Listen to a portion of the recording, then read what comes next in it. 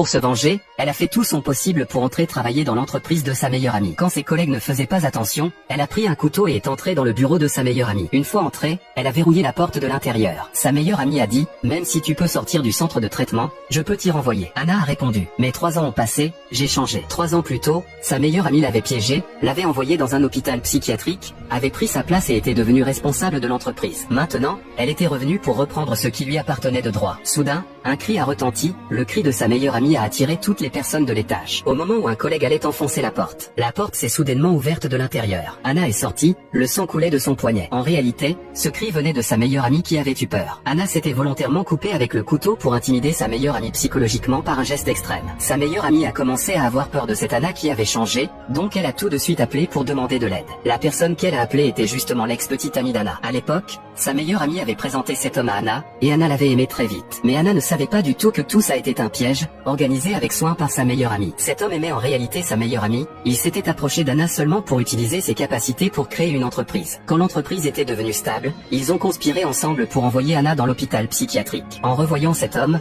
Anna a ressenti une forte inquiétude. L'homme a volontairement évoqué les souvenirs du passé pour énerver Anna, et comme prévu, Anna n'a pas réussi à contrôler ses émotions. Cette réaction a donné une occasion à l'homme, il a commencé à diffuser le dossier médical d'Anna dans toute l'entreprise. Peu de temps après, les rumeurs selon lesquelles Anna était psychologiquement malade se sont répandues partout. Évidemment, sa meilleure amie comptait la détruire à nouveau avec la même méthode qu'il y a 3 ans. Elle a envoyé à Anna un colis anonyme, contenant un couteau. Ensuite, elle a conduit Anna sur le toit, comptant l'énerver avec des paroles et filmé Anna l'attaquant. Sa meilleure amie a crié, elle veut me tuer, il y a un couteau dans cette boîte. Mais elle ne savait pas que Anna avait déjà percé ce plan à jour, elle avait remplacé ce qu'il y avait dans la boîte par une carte d'anniversaire et une assiette de viande braisée. Parce que la famille de sa meilleure amie tenait un magasin de viande braisée, elle avait été moquée pour ça depuis son enfance, c'était son passé qu'elle voulait le moins que les gens connaissent. Comme prévu, après avoir vu ces choses, sa meilleure amie a eu une crise de nerfs instantanément, et à la fin, c'était elle qui ressemblait le plus à une personne atteinte de troubles psychologiques.